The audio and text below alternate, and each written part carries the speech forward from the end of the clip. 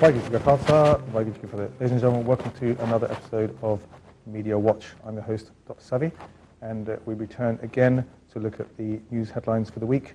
I'd like to introduce you to a guest who's been on before, and we tried our best to get him back. It's been quite a few weeks now, and we're very pleased to have back Jo Sidhu QC.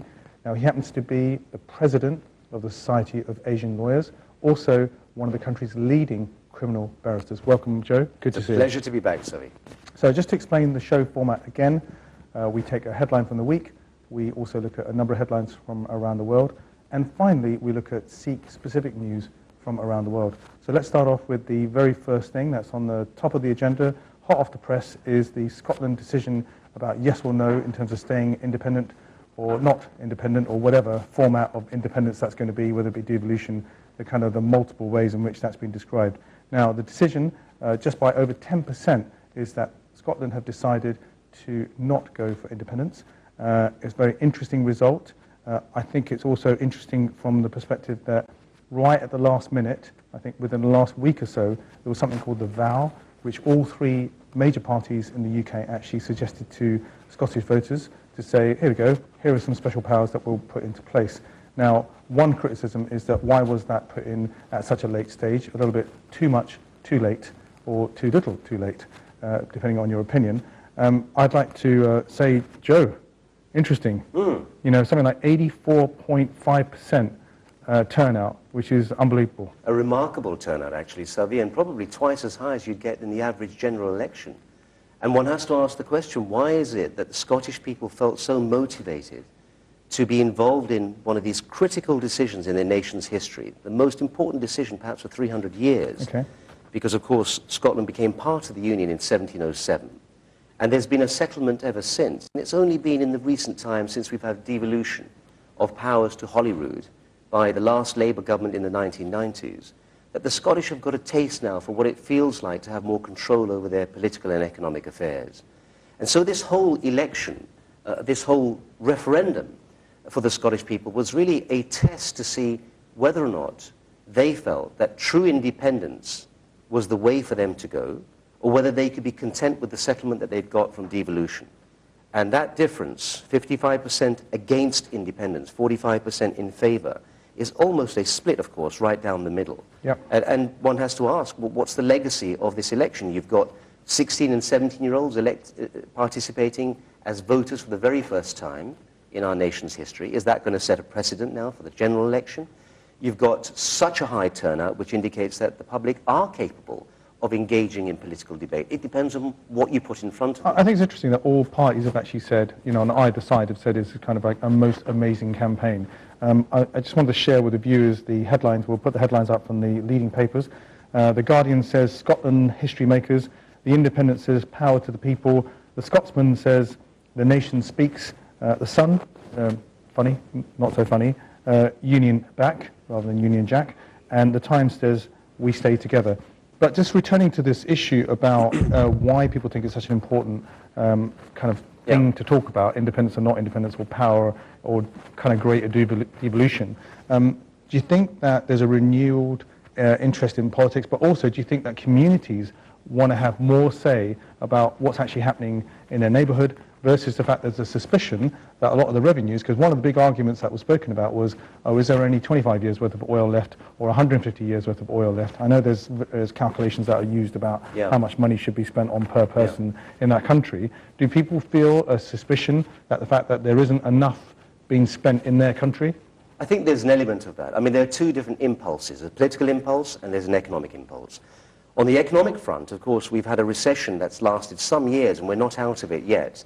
And the Scots no doubt feel that their own resources, particularly North Sea oil, ought to be entirely under their control, and they feel that they can fund, by way of revenue from North Sea oil, all the expenditure that they need, or at least most of it. There's a big argument about that. Of course, the argument between whether they should be independent or not was, would they be economically better off, or would they be adrift in the international economy? Would they lose the pound? Would international corporations and international financiers turn their back on Scotland? We'll never know, because, of course, the decision has gone the other way. They're going to stay within the Union. It certainly would have been challenging, wouldn't it? But the political impulse, Savi, is a fascinating one. It's not just confined to Scotland. Over the last 20 years in this country, we've had a movement towards devolution. It was brought in by the Blair government in the 1990s to give Wales, Scotland, Northern Ireland more control over their affairs. And that was a recognition of the fact that over the years since the Second World War, there had been too much centralisation, too much control from Whitehall, too much control from Parliament in London, and that it was time to let the outer regions of the country have more say in their affairs. So specifically, what's your response to someone like, say, Nigel Farage, who, depending on your opinion, whether he's serious or not a serious politician, that's a quick insult to the Independence Party, but they might be good, who knows? They certainly have got a lot of support at the moment. Nigel Farage says that he's going to write to all the MPs, Scottish MPs, and say, well, you shouldn't really be voting on English, inverted commas, issues, because, because you're going to have a bit more power in your area. Well, this is the risk. Once you open Pandora's box, you give people a taste of devolution. You say to them, well, is this really what you want, and do you want to take it to its logical conclusion and become independent? You have to remember that England, being the greatest part of the Union, 80% of the population of the UK live in England. Yep. London is the centre, because we have the UK Parliament based there. And there will be a reaction amongst some English people who will be whipped up, no doubt, by people like Nigel Farage, who are always looking to find some sort of jingoistic handle on all of this, to say, now that the Scots have flexed their muscles, talked about wanting to be independent, maybe we as English people should also say, well, what about us? Maybe we should have more powers concentrated in our hands, and we shouldn't let Scots get involved in our decision-making, which is the decision that was being discussed about what's called the West does that mean Lothian there should be a First Minister for England rather than a Prime Minister for all of it? But it's absurd. But it's absurd, Sabi, because we've got a Prime Minister. Well, yeah, but do you need a Prime Minister for the United Kingdom and then you have a First Minister for England? It doesn't make sense. Does it? But does it make sense to have a First Minister for Wales? Well, the difference is they are countries which are much smaller than England. UK Parliament is based in London. We have a Prime Minister. Do we need to have a First Minister? Look what happened when Boris Johnson became the Mayor of London. Pundits started saying this is becoming a competitive polar power base to David Cameron in number 10 because Boris Johnson's a big personality. And that made David Cameron very nervous. I think we've got to have a sense of what our institutions are trying to deliver for us as people and whether they are efficient in doing that. And if you've got a system that works relatively well, then why would you want to fix it? It's not broke. But are they out of touch, though? Because if they, there's all this thing about having a surgery and having time in your constituency for your the people that have voted for you or not voted for you to come and see you to talk about their problems and escalate issues or change laws and stuff. Are they spending enough time with their constituents, or are they actually just coming into Westminster and then spending 5 days a week in Westminster and the rest of it doing it on the weekend? Most MPs work very, very hard. I'm not knocking that. And the reason why I say that is not because I'm paying them a compliment for the sake of it. Most MPs work very hard because presumably they enjoy what they do as public servants, but also because they want to get re-elected. So they need to cultivate their constituencies and be responsive to their constituents if they want to ensure that next time around those same constituents become voters who support them. So I think our system, broadly speaking, works rather well, particularly as far as the UK Parliament's concerned. I don't have experience of the Scottish Parliament, Northern Irish Parliament, or the Welsh Parliament. I don't have enough experience to be able to say whether they are efficient. But I think devolution has worked to this extent. It's been a public recognition that London should not control everything within the United Kingdom, that people should have the power to control their own affairs. The question is, how do you divide that power? How far do you go? Should you give them tax-raising powers? Should you give them their own defense systems? Should you allow them to control their lives in other respects, which may bring them into conflict with the centre? That's the real issue. I think the key word that emerges before we close the subject is the issue around trust. Is there trust with the people that they've elected to represent them in their particular communities, to come back to those communities and offer them support and help, and also escalation of issues? It's trust and it's remoteness. Yeah. People who sit in Glasgow and Edinburgh don't necessarily feel that London best represents their interests, although they have well, maybe that's the reason why who sits in Parliament in London. But still, I think there is a need to recognise that around the world, communities around the world are asking to have more control over their lives, and central governments... Because the system's not working. Yeah, because the systems are not working because centralised government may have had a function at a certain time in the post-war era in order to ensure that there was a reconstruction of economies and there was the ability to build up government bureaucracies and give people employment. But now that we're in the 21st century, I think it's a different landscape. And I think people now feel smaller is better. They want control over their own lives in the way that they... I would also say that there is an agenda, a kind of a whole timetable of things that are going to take place over the next few months. One of the big criticisms, before we kind of move on to the next subject, is whether or not there's enough time. And the problem is if you do things really quickly, you kind of can, it's a bit like if you've got a wall and you, not that I know anything about plastering, but if you've got cracks and you do a real quick job on it, you're not really doing a proper set of layers and foundations and understanding the issues. I didn't know that we'd shared a builder. Did the builder do a bad job for you as well, did he? Okay, well, let's move on to the next part of the program. I think the key word we were talking about before was trust. Well, GlaxoSmithKline have had a big issue. I think they're going to be fined 490 million by China for bribery, which begs the question.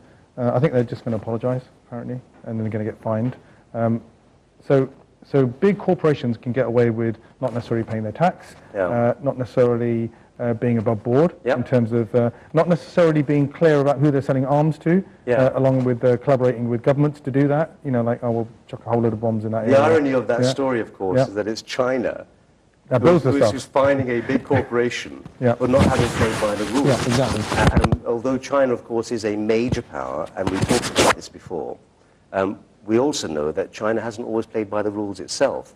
I mean, there have been major issues to do with... Well, in Africa? Well, whether or not there's been bribery, whether there's been breaches of copyright, whether contracts that big Western companies sign with Chinese companies or partners and the government in China, whether they're honored properly... Well, we're not here to criticize China. What we're here to do is to say, if, for example, if we say China is a communist country that have got a kind of morphed sense of capitalism, which they've created in their own kind of weird way, which is true, true communism doesn't actually have an element of, kind of the capital economy that we see here, the economic model, but they seem to have pulled it off somehow.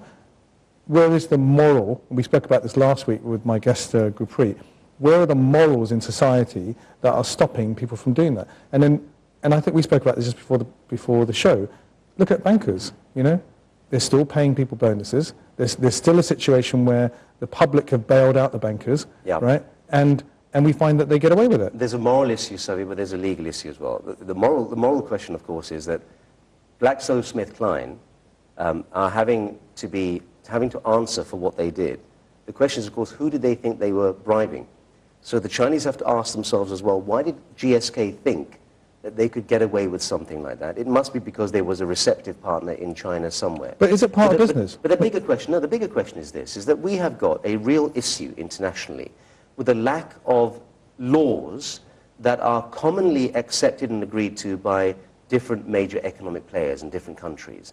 And the reason why big corporations are able to get away with misbehaving in the way that they do, breaking domestic laws of individual nations, are not in a position to bargain with them, avoid paying their taxes. We've seen when we've talked about Amazon and Starbucks paying a paltry amount in taxation to the British Exchequer. The reason why they get away with this is because we have no international regulation of any meaningful note. People are not able to enforce laws against these big corporations unless it's litigated somewhere, like in London. Business crime operated on an international scale across continents, where companies are able to get away with anything they like because governments simply aren't able to challenge. Was their behavior simply bad decisions made by traders who invested money when they shouldn't have? Was that negligence? Was that negligence, or was that criminal behavior? Now, the big question, I think, the big challenge for certainly this country, because we are an important actor on the international stage. London is one of the three trading centers, is New York, London, and Tokyo stock exchanges.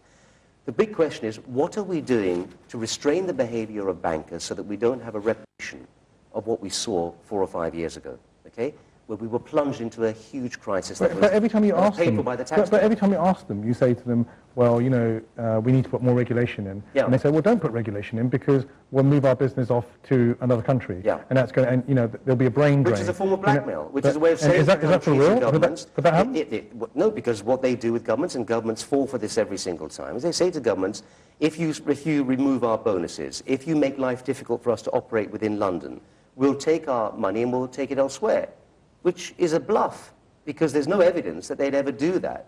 But they do it time and time again, and it's used as an excuse. That, as I said, Sophie, the real question here is, what do we do to restrain their behavior? If you were a doctor, and you carried out an operation in an operating theatre, and you messed the operation up, If you messed it up because you were negligent, you'd be dealt with on a professional basis for negligence. You wouldn't be prosecuted by the police. However, if you behaved so badly in the operating theatre that there was no question, it wasn't simply that you overlooked something, you were doing something which was so reckless that any person looking at what you were doing would say, that's criminal. That's the question we should be asking about our banking community and about some of our international corporations. Is the way that they behave here and abroad bordering on criminal? Bribery is a criminal offence. Corruption can be a criminal offence. Avoiding or evading your taxes in a way which is unacceptable is a criminal offence. Who's bringing them to book? Well, I would say one thing, that, and I had an opportunity, and a friend of mine who asked me as part of a housing trust, and he said to me, we had Reverend Jesse Jackson came over, and I had a great opportunity to meet him. He was representing the coalition, the Rainbow Coalition based in New York, and he said, isn't it amazing, he said he was on his way to India to a conference, and he stopped over, and he said, isn't it amazing that when it came down to people not being able to afford their mortgages, the bankers were fantastic to say, there you go, here's a load of money, you can borrow some money and buy a house. But they were the first in the queue to say, we're going to repossess your house. Yeah. So the creativity seems to disappear when it comes to actually getting the money back, but the creativity exists in terms of lending money. And there's a great deal of creativity invested by all sorts of corporations, banking and other corporations, into how they can avoid paying their taxes. Absolutely. It's amazing. Maybe we haven't got access to those resources. The point is that we need to have, on the government side, on the side of the people, resources and skills and people who are able to do what people do in the private sector to match them. Right. So that if there's misbehavior going on, we should be able to detect it with investigators who are equally, if not more skilled, than those who are being employed by the big corporations to commit these crimes, because often it's crimes that they are committing. Well, maybe they're not paid enough. The last point of this as well, the last point of this, Sabi, is this. There is a sense amongst ordinary folk that there is one law for us and there's one law for them. Even with the HMRC, take as a simple example for Asian people with Asian businesses, many of whom are small traders, who often find that their books are being inspected by HMRC, who don't trust what they're returning on their tax returns. They'll do that if there's irregularity. And they do it sometimes as spot checks as well, but they do it with small traders who are finding it difficult to make money at the best of times. But do they do it with Starbucks? Do they do it with Amazon? Do they invest the resources to hunt down the people who are making, in fact, creating the biggest losses to the exchequer, running into millions and billions of pounds, which in fact is the biggest drain on our national resources? I think that's where there should be more focus, and governments need to be more brave about these things. Okay, so on the note of having enough resources, now I know over in Victoria, there's just opposite a school in London, there's actually kind of an amnesty kind of box that's been put there for people to put their knives and stuff in, because I think there was a crime that took place. But I note, just again, hot off the press, we see that a grandfather has shot dead his daughter and 6 children before taking his own life at home in Bell, Florida. And I think the kids were from 3 months to 10 years old. We see this time and time again. We've seen the Oakcreek. It was literally just a year and a month since somebody went in there, and Michael Page fatally shot 6 people at the Gurdwara at Oakcreek, Wisconsin, and then he took his own life. And it was a very brave police lieutenant, I think, if I got that wrong, but a very senior police person there who actually went there to try and help, and he got injured. I think he's okay now. Yeah. It's time and time again, there are problems in the US. There are problems here, but in the US, obviously they've got the gun law, but it seems that everyone seems to be able to own a gun, and you hear, the mass killings taking place, The massacres that they've had in the US have become legendary. And we know about the more recent one. We know about Virginia Tech. We know about the Aurora Theater shooting. We know about Columbine High School, which goes back many years. Americans are allowed to carry guns by virtue of the Second Amendment of the US Constitution. It goes back several hundred years. There's been a big debate about that more recently. When the last massacre took place, Barack Obama himself said, look, we need to have a serious conversation about this. Do we want to go on like this? But the National Rifle Association resisted. Yeah, the NRA, which is a hugely funded organization, was able to resist it, and there's a huge backlash every time anyone talks in the United States about restricting possession of firearms. Think of it this way, Savi. We have in the US a population of something like 306 million people. There are 310 million firearms. There's one firearm for every man, woman, child, and baby in the United States of America. And those 310 million firearms are about a third handguns, a third rifles, and a third of them are shotguns. It's an extraordinary amount of weaponry that's circulating within society. But is there an increase in the UK? The same kind of thing? In the UK, of course, we have a ban on handguns. We've had a ban on handguns ever since the Dunblane massacre, when a man went into a school and shot many children. The year after, the law was changed to stop anyone other than a police officer who's licensed to carry a handgun having a handgun. People can still use shotguns, and they can use shotguns for recreational use, but they're very restricted if you want to keep one in your house. So our gun laws are much, much more restrictive than the US gun laws, and accordingly, we don't have anything like as much gun crime. There is gun crime. My own experience as a criminal barrister, having done cases involving contract killings and shootings where people have been got rid of on the orders of someone else, is that we have a problem with gun crime, but about only 10% of our homicides are gun-related.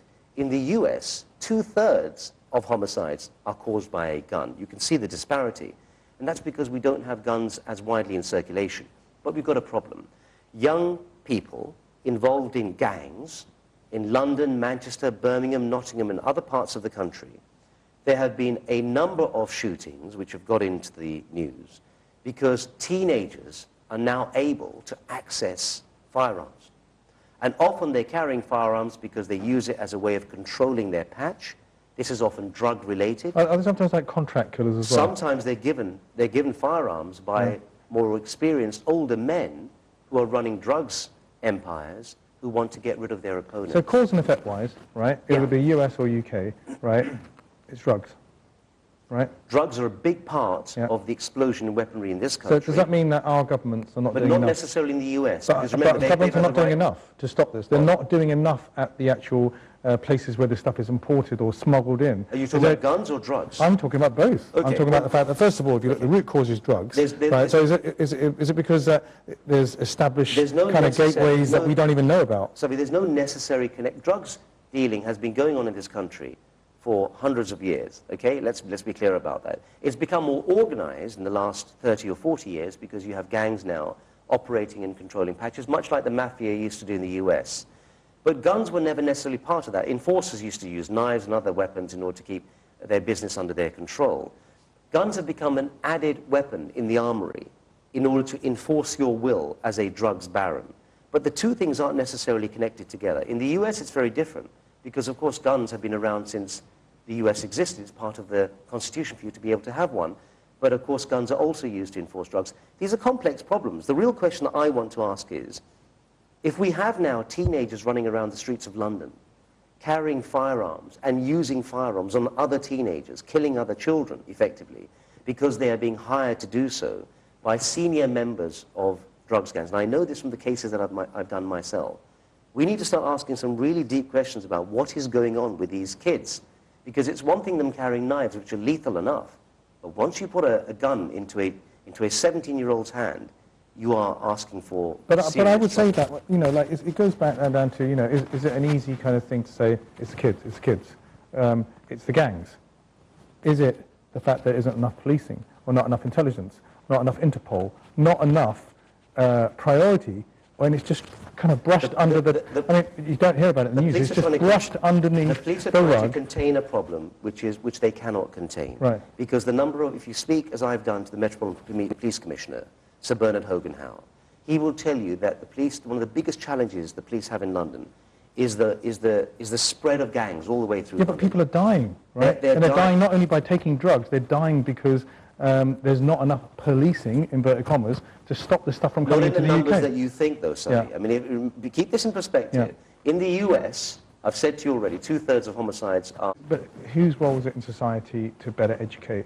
Responsibility of families, responsibility of schools, responsibility of religious leaders and communities. Yeah. It's also the responsibility of the government to create an economic environment in which there are opportunities for young people to take up, so that they can go and get jobs that give them some meaning in life, earn an income, stay away from drugs, earn money, buy a house, have a family. That is what makes solid, stable communities. So all of us share a responsibility in making And it I think it's really interesting. I was watching this program on BBC last night, a really amazing program about a Filipino couple. Sadly, the husband had an accident while going over to the Philippines to actually show his newly born kids, and he suffered a major accident. And what was really amazing was, I think the program's called SOS DIY, SOS, something like that, Yeah. and the whole community has got together, all volunteers of builders have got together. They redid the house so that it would be much more accessible for the couple as well as their kids. And it was a lovely feeling of community. And he said this, you know, Nick Knowles, who presents the program at the institute, isn't it great to see what communities can do if they work together? Yeah. And I think that's kind of a lesson, I think, for society as it is today. Rather than being insular, it's easy to say, shut the door, it's freezing cold outside, or, you know, enjoy your own life, but we don't get involved in community enough. Yeah. But maybe there needs to be that Do facilitation. you feel the same way as I do, Sabi? I having grown up in Southall all my life and seen how that community pulled together at critical times in its history, particularly when it was threatened from the outside by the National Front in 1979, 1981, Absolutely. that we had a very strong sense of community cohesion. But do you not feel now that it's becoming more and more fragile? People are becoming more self-interested. And there's now a fracture going on where those whose children have done well at school and university, those kids move out of Southall and they go on with their lives, and the ones who are left behind stay in Southall. And there's now almost like a class divide within our community, which was never there before. Because back in the 60s and 70s, whether you had money or you didn't have money, people all went to the same gurdwaras, temples, mosques, and they prayed together. They felt they were part of the same setup. Absolutely. And now I have a sense that it's changing. And it's changing in a way which means that if there was a reason for people to want to come together, some would, and some would say... I would say there was an element of community, but maybe the element of community is getting more disparate. Let's move on to the final part of the programme. We've only got just a few minutes left to actually cover this area. I mentioned before about the Oakcreek sad, unfortunate anniversary, just literally a month and a year or so ago, about the killing that took place. We also know that Balbir Singh Sodhi was shot within just days of the 9/11 2001 tragedy with the Twin Towers. It was a case of premeditated murder. It was proven in court about that a guy waited for him and shot him at the petrol station. He was apparently a really nice, lovely guy. His niece is called Rose Kaur, and I strongly encourage you to go online. There's a really good website called seek24.com, and over there she's written a really amazing poem, very emotional poem. We talk about community, we talk about, you know, everyone coming together. I'm just going to, I'll try and see if I can get to the end of this. Just read this out to you. The poem's actually called My Father Lives, and here it is. She says, my father lives in New York's buildings which scrape the skies, and my father lives in Afghanistan mountains which kiss the moon, and my father lives in Mesa, Arizona, desert plain, which swallows the first sand's storm bullet. Yes, my father, Balbir Singh Sodhi. Yes, my father offers himself to strangers' babies. He clinks and clangs with each coin tossed. Into every collection plate of prayers to heal a sister, a brother, another's wounds. And my father wraps his love for every self, every family, every faith, in each turban, cloth, pleat, laid soft onto forehead, across nap, set back to forehead, with patterned care, like 1,000 rows of careful lined sugarcane field. And my father plants every continent's flag, every nation's flag, every people's flag. On his accent tongue he waves the banner of humanity breaking borders, with every stumble of speech, contradiction of grammar, hesitation of language. And my father stretches, lifts, rises from the fiber of every muscle of every man who pumps gas or drives a taxi just so wheat and rice can melt in his child's stomach. And my father lives in New York, Afghanistan, Mesa, Arizona, in the guilty, innocent, terrorist, civilian, in the leader, follower, persecutor, persecuted, in the thunder, lightning, war, peace, and in my heartbeat, your heartbeat, our heartbeat. And my father lives in my love, your love, our love. Yes, my father Balbir Singh Sodhi. Yes, my father lives. Very beautiful tribute. Amazing. To a man who died a very tragic death because of people misunderstanding our religion and misunderstanding that, you know, somebody who wears a turban is not a terrorist, he's a Sikh. And that was the tragedy of Balbir, that he died in those circumstances. But what a wonderful tribute from his daughter, Amazing. recognizing From his niece, yeah. her father, his niece's contribution that he had made to the world before he passed on. So I strongly encourage you to go to the website Sikh24.com and just have a look at it and read it in your own time. The name of the girl, talent, individual is Rose Kaur. So we've come to the end of the show. Thank you so much, Jo, for joining us again. It's so great to have you on. Very knowledgeable, very intelligent. Until next time, we look forward to seeing you again. Waheguru Ji Ka Khalsa, Waheguru Ji Ki Fateh.